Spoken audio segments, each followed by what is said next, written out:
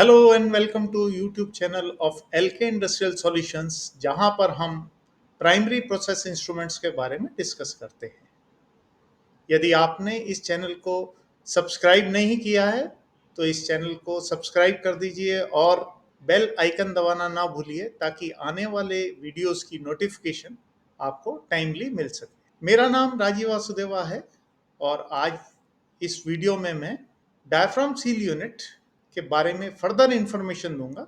ये diaphragm seal unit के video का तीसरा पार्ट है। इस वीडियो में हम जिन टॉपिक्स को कवर करेंगे वो है introduction about flushing of diaphragm seal unit, need of flushing in diaphragm seal unit, different type of flushing facilities for diaphragm seal unit, what is flushing connection, what is flushing ring, additional information about flushing ring, कुछ important facts flushing connection और flushing rings के बारे में हम इस video में discuss करेंगे। सबसे पहले थोड़ी सी इंट्रोडक्शन देते हैं डायफ्राम सील यूनिट के फ्लशिंग के बारे में। डायफ्राम सील यूनिट के पार्ट 2 वीडियो में हम ऑलरेडी डिस्कस कर चुके हैं need of flushing with diaphragm seal, difference type of flushing facilities. Diaphragm seal unit में फ्लशिंग की जरूरत तब पड़ती है जब फ्लूइड्स की टेंडेंसी होती है कि या तो वो क्लॉग करे या डायफ्राम के ऊपर प्रेसिपिटेट हो जाए, जम जाए।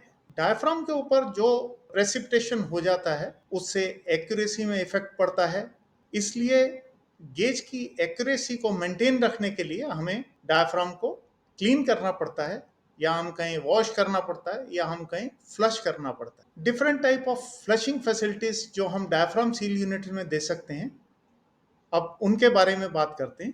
अगर हम डायफ्राम सील यूनिट को प्रोसेस से रिमूव करके उसके डायफ्राम को फ्लश करने के दूसरे तरीकों के बारे में देखें तो उसमें मेनली दो तरह की फैसिलिटीज रहती हैं जिनको हम इस वीडियो में डिस्कस करेंगे, जिनमें सबसे पहली है फ्लशिंग कनेक्शन हम प्रोवाइड करते हैं, दूसरी है जब हम फ्लशिंग रिंग प्रोवाइड करते हैं। अभी सबसे पहले हमारे लिए जानना ये जरूरी हो जाता है कि आखिर फ्लशिंग कनेक्शन क्या होता है और फ्लशिंग रिंग क्या होता है। तो सबसे पहले हम देखते हैं कि फ्लशिंग कनेक्शन क्या होता है। जब हम डायफ्राम के फ्लशिंग की facility sandwich diaphragm seal unit के बॉटम चेंबर पर प्रोवाइड करते हैं तो उसको हम फ्लशिंग कनेक्शन कहते हैं। फ्लशिंग कनेक्शन बॉटम चेंबर का ही पार्ट होता है। इसमें हम बॉटम चेंबर के फ्लैंज की थिकनेस को इंक्रीज कर देते हैं। फ्लशिंग कनेक्शन हम थ्रेडेड और फ्लैंग दोनों टाइप की सैंडविच डायफ्राम सील यूनिट में प्रोवाइड कर सकते हैं। यह इस तरह से प्रोवाइड किया जाता है कि डायफ्राम की वो साइड जो फ्लूइड को फेस कर रही है उस पे जो प्रेसिपिटेशन हो जाता है उसको ये क्लीन कर सके। नॉर्मली फ्लशिंग कनेक्शन जो हैं वो 1/4 इंच फीमेल या 1/2 इंच फीमेल के पोर्ट साइज में प्रोवाइड किए जाते हैं, लेकिन रिक्वेस्ट पर इसको 3/4 इंच फीमेल या उससे ज़्यादा भी दिया जाता है। अभी हम बात करते हैं कि फ्लशिंग रिंग क्या होता है। फ्लशिंग रिंग एक मेटेलिक रिंग है जो फ्लश डायफ्राम सील और कस्टमर के प्रोसेस कनेक्शन या प्रोसेस फ्लैंज के बीच में प्रोवाइड की जाती है। ये वेटेड पार्ट रहता है और हमें इसका एमओसी जो है, मटेरियल ऑफ कंस्ट्रक्शन जो है, वो इस तरह से सिलेक्ट करना चाहिए कि वो प्रोसेस फ्लूइड के कंपेटिबल हो। बेस्ट तरीका ये है कि जो हमने डायफ्राम सील यूनिट का वेटेड पार्ट दिया हुआ है सेम मटेरियल की हम फ्लशिंग रिंग प्रोवाइड करें। ये रिंग में भी पोर्ट्स इस तरह से दिए जाते हैं कि वो जो डायफ्राम है जो प्रोसेस फ्लूइड की तरफ फेस कर रहा है, जिसके ऊपर प्रेसिपिटेशन हो रखा है फ्लूइड का, उसको क्लीन कर सके। फ्लशिंग रिंग में भी पोर्ट्स जो हम देते हैं वो 1/4 इंच फीमेल या 1/2 इंच फीमेल के देते हैं। इसमें भी अगर कोई चाहता है कि उसको 3/4 इंच फीमेल चाहिए या उससे ऊपर चाहिए तो वो रिक्वेस्ट पे प्रोवाइड किए जाते हैं। अभी हम फ्लशिंग रिंग के लिए कुछ एडिशनल इंफॉर्मेशन आपके साथ शेयर करते हैं। फ्लशिंग रिंग एक तरह की एसेसरी है डायफ्राम सील यूनिट के लिए, इसलिए हमें यह इंश्योर करना चाहिए कि फ्लशिंग रिंग का मटेरियल जो है वो डायफ्राम सील के वेटेड पार्ट के इक्वल ही हो। फ्लशिंग रिंग का जो साइज है वो डिपेंड करता है फ्लैंज की साइज पे, फ्लैंज की रेटिंग पे, या हम कहें प्रोसेस कनेक्शन के साइज पे, प्रोसेस कनेक्शन की रेटिंग पे। तो ये इंपॉर्टेंट हो जाता है कि हम जो भी फ्लैंज साइज यूज कर रहे हैं उसके हिसाब से हम फ्लशिंग रिंग का जो डाया है वो सिलेक्ट करें फॉर फ्लशिंग। फ्लशिंग रिंग की जो थिकनेस है वो डिपेंड करती है उसके पोर्ट साइज पर।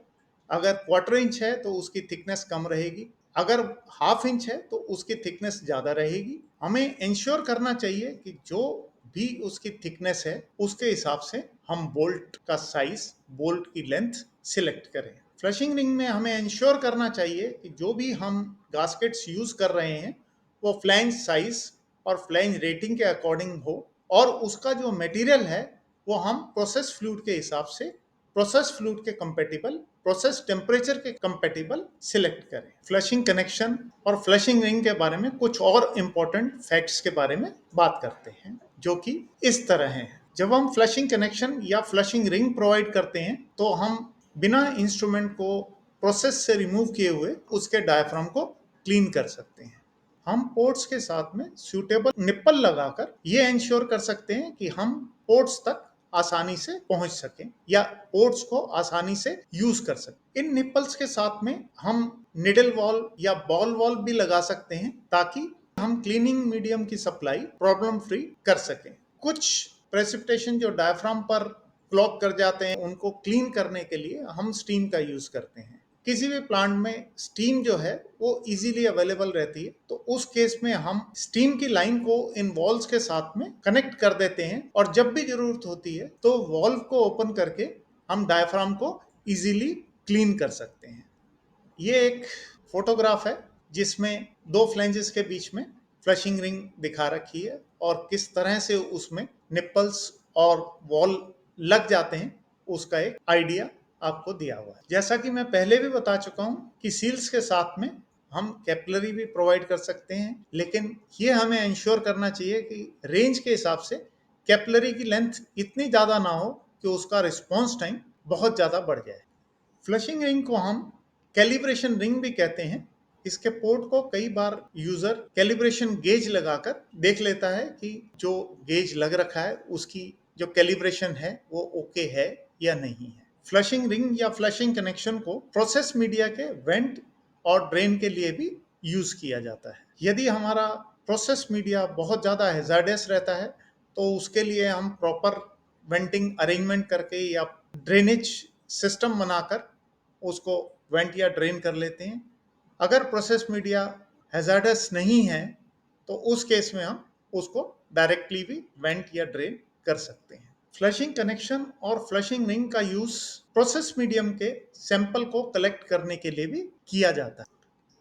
यदि आपने इस चैनल को अभी तक भी सब्सक्राइब नहीं किया है तो जल्दी से इस चैनल को सब्सक्राइब करें, बेल आइकन दबाएं ताकि आपको आने वाले वीडियोस की नोटिफिकेशन मिल सके। इस वीडियो को जितना हो सके उतना शेयर करें ताकि आपके और भी जो साथी हैं जो इन प्रोडक्ट्स के बारे में जानना चाहते हैं वो इन प्रोडक्ट्स के बारे में जान सकें। आप हमारे साथ कनेक्ट हो सकते हैं हमारे फेसबुक पेज पर। हमारे फेसबुक ग्रुप में भी आप जुड़ सकते हैं और वहां पर आपके जो भी क्वेश्चंस हैं उनको आप हमसे पूछ सकते हैं। हमसे इंस्टाग्राम पर जुड़ सकते हैं, लिंक्डइन पर भी आप हमारे साथ कनेक्ट हो सकते हैं। यदि आप हमें कांटेक्ट करना चाहते हैं तो आप हमें हमारे मोबाइल पर कांटेक्ट कर सकते हैं, आप हमारे व्हाट्सएप पर हमसे जुड़ सकते हैं, हमें कांटेक्ट कर सकते हैं, आप हमें ईमेल डालकर अपने क्वेरीज, अपने क्वेश्चंस भेज सकते हैं। आप हमारी वेबसाइट पर विजिट करके वहां पर भी आप हमसे कांटेक्ट कर सकते हैं। मेरा मानना है कि सीखने की कोई उम्र नहीं होती,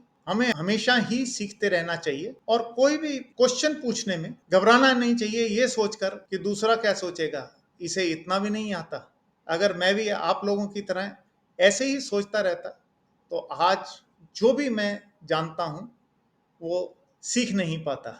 बल्कि मैं तो आज भी जो मेरे इस फील्ड के टेक्निकल गुरु हैं मिस्टर एन जी देश पांडे जी, उनसे क्वेश्चन पूछता रहता हूं, उनके आंसर उनसे लेता रहता हूं। तो मेरी आपसे एक रिक्वेस्ट है कि आप भी आपके जो भी क्वेश्चंस हैं वो मेरे को पूछ सकते हैं। आप हमारे फेसबुक ग्रुप में ऐड होकर वहां पर अपने क्वेश्चन हमसे पूछ सकते हैं। हम उसका आंसर आपको देने की पूरी कोशिश करेंगे। और आप अगर इस वीडियो के बारे में कुछ कमेंट करना चाहते हैं तो इस वीडियो के कमेंट बॉक्स में आप कमेंट कर सकते हैं। अगर आप चाहते हैं कि कुछ और वीडियोस हम आपको आगे दिखाएं तो जिस प्रोडक्ट का आप चाहते हैं हमें उस प्रोडक्ट के बारे में बताइए ताकि हम उस बारे में आपको वीडियो दिखा सकें। जल्दी ही हम अपने डायफ्राम सील यूनिट के नेक्स्ट वीडियो को लेकर आपके साथ फिर मिलेंगे। तब तक के लिए धन्यवाद।